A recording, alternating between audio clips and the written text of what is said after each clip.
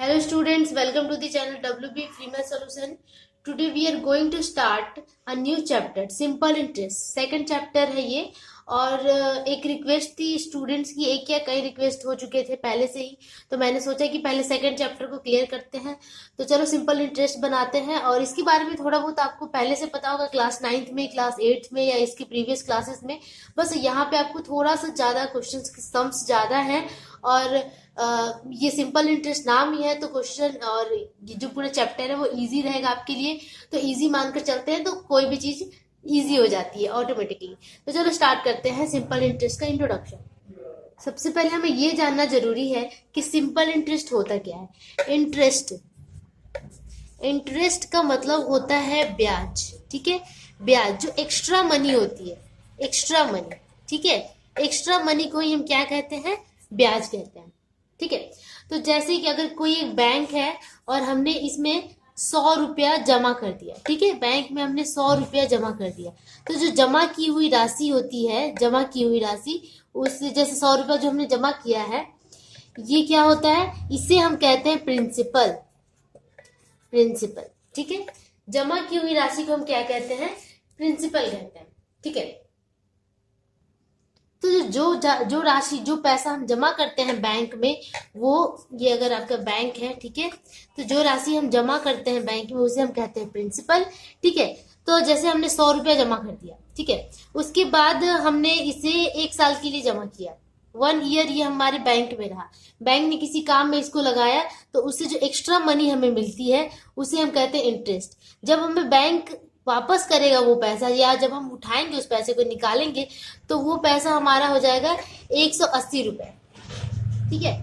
तो जो 100 रुपए के साथ 80 रुपया ऐड हुआ, 80 रुपीज ऐड हुआ, इसे हम कहते हैं इंटरेस्ट, ठीक है। इसे हम कहते हैं इंटरेस्ट। जो एक्स्ट्रा मनी हमें फायदा हुआ, जो हमें लाभ होता है एक्स्ट्रा मनी का, उसे हम क्या कहते हैं, इंटरेस्ट कहते हैं, ठीक है।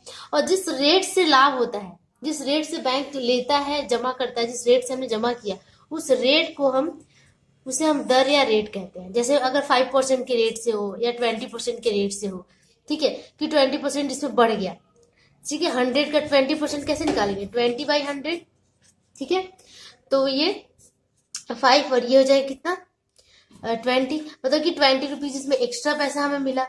तो ये जो रेट, जिस रेट से ये पैसा आता है, इंटरेस्ट आता है, उसे हम रेट कहते हैं, ठीक है। तो हमने यहाँ पे क्या क्या सीख लिया, पहले तो सीख लिया प्रिंसिपल, उसके बाद इंटरेस्ट सीख लिया, उसके बाद हमने रेट सीख लिया और टाइम। तो ये सारे, ये 4 टर्म्स तो हमेशा यूज होते हैं। साथ ही में जो ये पैसा एक साथ जोड़कर आता है, जैसे 100 रुपया हमने जमा किया था और हमें 180 रुपया जो मिला, तो इसे हम कहते हैं अमाउंट। अमाउंट कहते हैं, ठीक है। अमाउंट को हिंदी में मिश्रधन कहा जाता है। और अमाउंट में क्या क्या ऐड होता है, प्रिंसिपल प्लस इंटरेस्ट।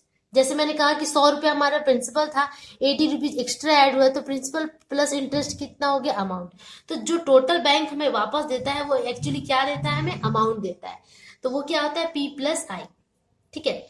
अगर कभी ऐसा होता है कि हमें अमाउंट निकालना होता है तो हम क्या करते हैं, P+I, या फिर हमारे पास अमाउंट रहता है, इंटरेस्ट रहता है, तो हम यहाँ से P निकाल सकते हैं, अमाउंट माइनस इंटरेस्ट कर देंगे तो हमारा प्रिंसिपल निकल जाएगा। या इंटरेस्ट निकालना होता है तो अमाउंट माइनस प्रिंसिपल कर देते हैं तो हमारा इंटरेस्ट निकल जाता है, ठीक है।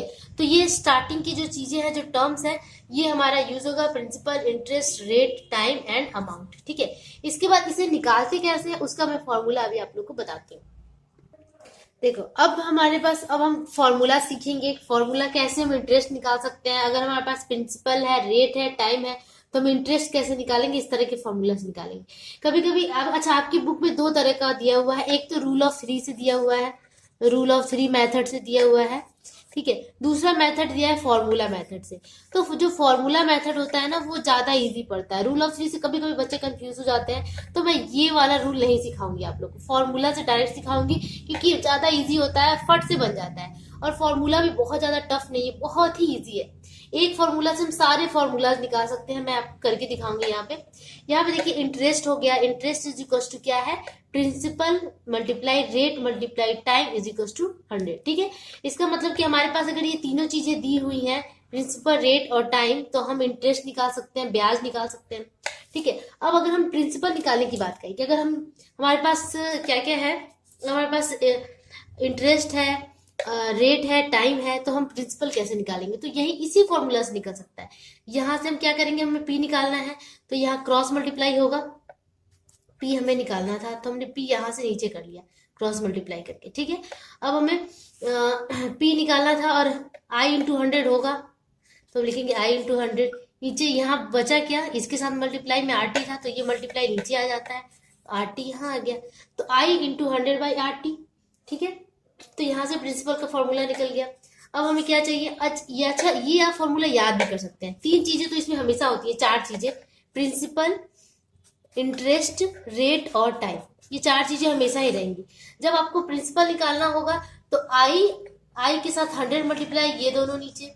जब आपको रेट निकालना होगा तो आई के साथ 100 का मल्टीप्लाई हमेशा होता है, ठीक है।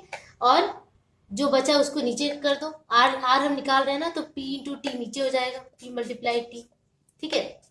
यदि हम आर हो गया ना, अब अगर टाइम निकालते हैं तो 4 नंबर फॉर्मूला, टाइम अगर निकाल तो आई इंटू 100 हमेशा ही रहेगा, ये चीज ये हमेशा फिक्स रहेगा। नीचे क्या चेंज कर देना है, हमें टी निकालना है ना, तो हम क्या कर देंगे, आर इंटू पी नीचे कर देंगे, पी इंटू आर।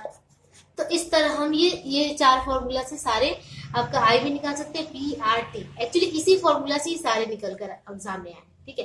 तो ये हमारा हो गया फॉर्मूला। एक अमाउंट का भी फॉर्मूला होता है, मैं आगे जाकर बताऊंगी, तो इसका आप स्क्रीनशॉट ले सकते हैं, ठीक है। ये हमेशा हमारा यूज होगा। अब हम कुछ क्वेश्चंस करते हैं, क्वेश्चंस जैसे जैसे करते जाएंगे और भी ज्यादा क्लियर हो जाएगा और भी आसान लगेगा आपको। तो चलो अब करते हैं हम एक्सरसाइज के क्वेश्चंस। ओके, तो क्वेश्चन हम डायरेक्ट परीक्षण करके देखिए बनाएंगे, क्योंकि यहीं से अगर जितना मैं बताऊंगी, आप जो एग्जांपल्स के क्वेश्चन भी कभी कभी आ जाते हैं, या कभी कभी जो खुद से करने के लिए होता है उससे भी आ जाते हैं, बट जो इम्पोर्टेंट पार्ट है वो यही है। इससे ज्यादा क्वेश्चन आते हैं एग्जाम में, अगर आप ये सीख लोगे तो वो करना बहुत ही ईजी हो जाएगा। तो चलो पहले हम डायरेक्टली यहाँ पे एक्सरसाइज लेट्स वर्कआउट वाला क्वेश्चन करते हैं, परीक्षण करके देखें, ठीक है। तो क्वेश्चन नंबर 1 इस तरह का है, 2 भाई एक साथ एक छोटे व्यवसाय को चलाने हेतु 12% का वार्षिक सरल ब्याज की दर से एक बैंक से 15,000 रुपये उधार लिए। 15,000 उन्होंने क्या लिया, उधार लिया। 4 वर्ष बाद उन्हें उस रुपए के लिए कितना ब्याज देना होगा, मतलब कि 4 वर्ष बाद हमें कितना उसे ब्याज देना होगा।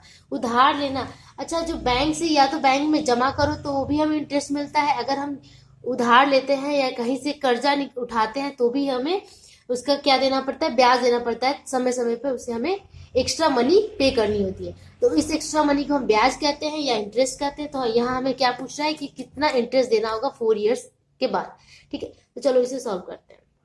क्वेश्चन में इंग्लिश में रिपीट कर रही हूँ।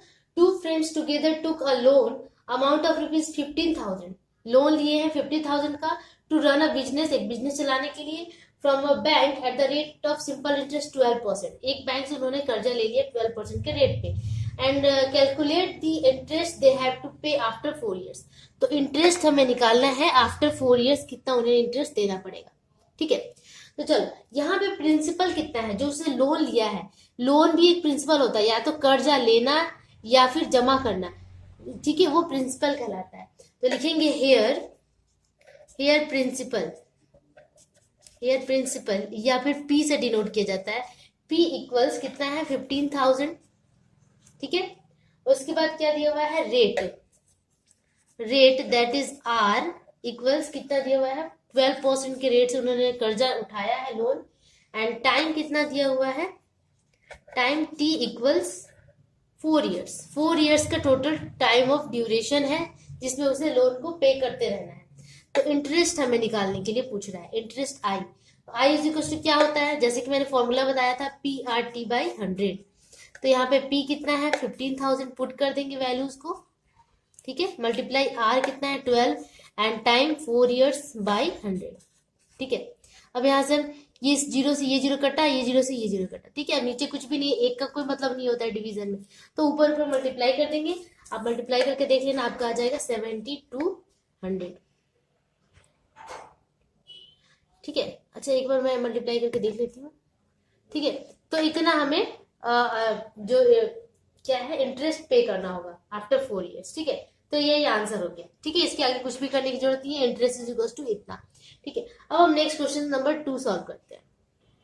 क्वेश्चन नंबर 2 में दिया हुआ है कि 2005 ईस्वी की 1 जनवरी 26 मई तक से 1 जनवरी से 26 मई तक 6% वार्षिक सरल ब्याज की दर से 2,000 रुपए का ब्याज दर कितना होगा, इसे करके बताएं। ठीक है, तो क्या लिखा हुआ था, determine the interest of ₹2,000 at the rate of simple interest 6% per annum from 1 January to 26 May 2005। 1 जनवरी से लेकर 2005 26 मई तक का टाइमिंग है। ठीक है, तो नंबर ऑफ डेज, पहले टाइम निकालने के लिए हमें नंबर ऑफ डेज निकालना होगा, वो हम करते हैं। क्या है, number of days, number of days from 1 January to 26 May 2005 का ही है। ठीक है, ईयर एक ही है, बस 1 जनवरी टू 26 मई तक का, 26 मई तक का हमें टाइमिंग निकालना है। ठीक है, तो यहां से हम टाइम कैसे निकालेंगे, टाइम इक्वल्स कितना हो जाएगा, 1 जन से मई तक का है। ठीक है, तो जनवरी कितने दिन का होता है, 31 डेज का होता है, तो एक तो 31 डे हो गया। उसके बाद अच्छा यहाँ पे मैं लिख के बता दे रही हूँ हमारे पास कौन कौन सा आएगा। पहले तो जैन आ गया, फिर फरवरी, फिर हो गया मार्च प्लस अप्रैल, पूरा ये पूरा महीना है अप्रैल, प्लस मई का कितना दिन है, 26 तक, 26 मई तक ही है, मतलब टोटल डेज मई में 25 डेज ही गिना जाएगा। ठीक है, मई 26 है ना, मई 26 तक है। तो हम अब कैसे करेंगे इसे, जनवरी कितने दिन का होता है, 31 डेज का होता है, फेब कितने दिन का होता है, 28 डेज का होता है, मार्च 31 डे का होता है, एंड अप्रैल कितना होता है, 30 डेज का होता है, एंड मई 26 तक तो है ही, तो हम 25 डेज ही ले सकते हैं यहाँ पे। ठीक है, अब इस सबको हम क्या करेंगे, ऐड कर देंगे। तो ऐड करने के बाद हमारा आ जाएगा 146 डेज, बट ये डेज में आया और यहाँ हमारे पर एनम ईयरली पूछ रहा है, तो इसे ईयर में चेंज करने के लिए हम क्या करेंगे, एक ईयर में कितना दिन होता है, 365 यानी 365 डेज होता है, तो इतना डेज में कितने ईयर के बराबर होगा, इसे हमको 365 से डिवाइड करना होगा। तो 146 बाई 365, ठीक है, डिवाइड करेंगे तो इसको काट छाट करते हैं। चलो, तो 2 से कितने से कट जाएगा, ये 3 से आई थिंक, ये बहुत ही वो है। इसे अगर हम इस तरह लिखते हैं कि 2 से इसको डिवाइड करते हैं, तो 2 से ये कितना आ जाएगा, 2 7 जा 14 एंड 2 3 जा 6, 73 मल्टीप्लाई 2 अगर इसे हम लिख सकते हैं। और इससे भी हम ऐसा करें कि 73 5 से इसे अगर हम डिवाइड करते हैं तो ये हो जाएगा कितना, 73 मल्टीप्लाई 5। ठीक है, तो ये 73 क्रॉस हो जाएगा, मतलब इसे मैंने क्या कर दिया, 73 मल्टीप्लाई 2 लिख दिया, सिंप्लीफाई करने का तरीका है मेरा। और 365 को मैंने क्या किया, 73 मल्टीप्लाई 5 कर दिया। ठीक है, तब ये 365 आता है। अब ये 73 क्रॉस हो गया, कितना बचा, 2/5, या ये हो गया ईयर में चेंज। ठीक है, तो 2/5 ईयर आ गया। अब हमारे पास प्रिंसिपल देखते हैं कितना है, पी कितना दिया हुआ था, कितना रुपीज था, 2000 रुपीज था, है ना, तो 2000 पी हो जाएगा। ठीक है, एंड क्या दिया हुआ है, रेट, किस रेट से दिया था, 6%, तो आर हो जाएगा यहाँ पे कितना, 6%। ठीक है, अब हम पूछ क्या रहा था, डिटरमाइन द इंटरेस्ट, तो इंटरेस्ट हमें निकालना था, आई इज इक्वल टू क्या होता है, PRT, दैट इज 2000, आर है 6 एंड टाइम है कितना, 2/5, तो 2 नीचे ही रहेगा लेकिन 5 नीचे आ जाएगा, 2 ऊपर रहेगा 5 नीचे, 2/5।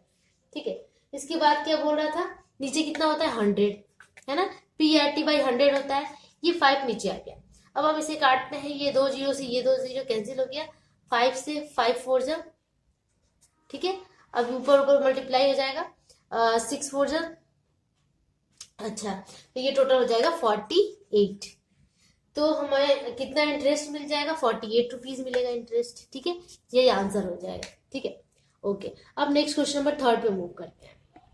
ओके, तो क्वेश्चन नंबर 3 अब देखिए, 8 होल 1/3% है। ठीक है, 8 होल 1/3% वार्षिक ब्याज, सरल ब्याज की दर से 960 रुपीज का 1 वर्ष 3 माह के लिए मिश्रधन क्या होगा, करके देखिए।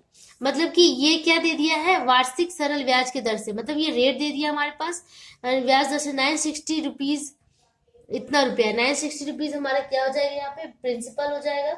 ठीक है, इतना पैसा का 1 वर्ष 3 माह के लिए मिश्रधन कितना होगा। और ये है हो गया टाइम। तो हमारे पास रेट, प्रिंसिपल और टाइम दे दिया है, और क्या पूछ रहा है, मिश्र धन। इसका मतलब हमें क्या पूछ रहा है, अमाउंट पूछ रहा है। बट अमाउंट निकालने के लिए हम क्या करते हैं, अमाउंट निकालने के लिए प्रिंसिपल प्लस आई करते हैं। तो हमें पहले क्या निकालना होगा, आई, क्योंकि प्रिंसिपल तो हमारे पास ऑलरेडी है। अगर हम आई फाइंड कर लेते हैं तो हमारा अमाउंट भी यहाँ से निकल जाएगा। तो चलो इसे सॉल्व करते हैं।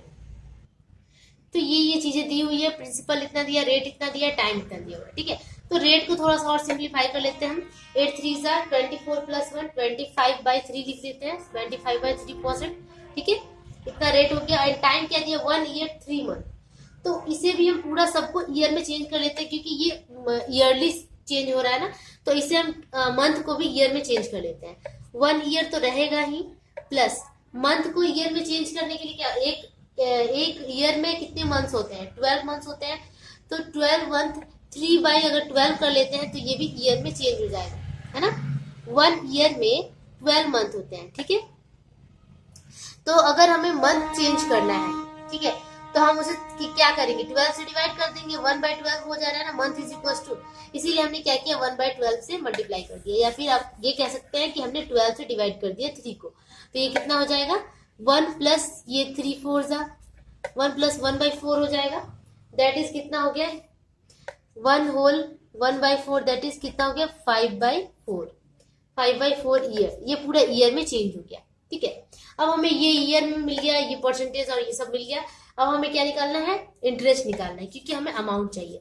इंटरेस्ट इज इक्वल टू क्या होता है, PRT, दैट इज 960। आर कितना है, 25/3, तो 3 तो नीचे आ जाएगा, ठीक है। एंड टी कितना है, 5/4, तो 5/4 भी नीचे आ जाएगा। और नीचे कितना होता है, PRT/100, तो 100 भी नीचे, ठीक है। इसे अब हम सॉल्व करते हैं। तो देखो ये 0 से ये 0 कैंसिल हो गया, एंड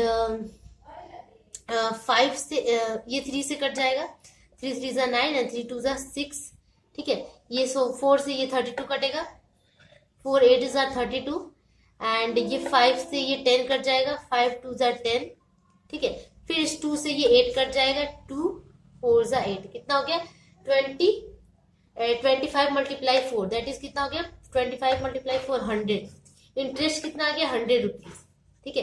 अब हमारे पास इंटरेस्ट नहीं पूछ रहा था, हमें क्या पूछ रहा था, अमाउंट कितना होगा, मिश्र धन कितना होगा। तो अमाउंट इज इक्वल टू क्या होता है, P + I, ठीक है। एंड हमारे पास P पहले से कितना है, 960 रुपीज है।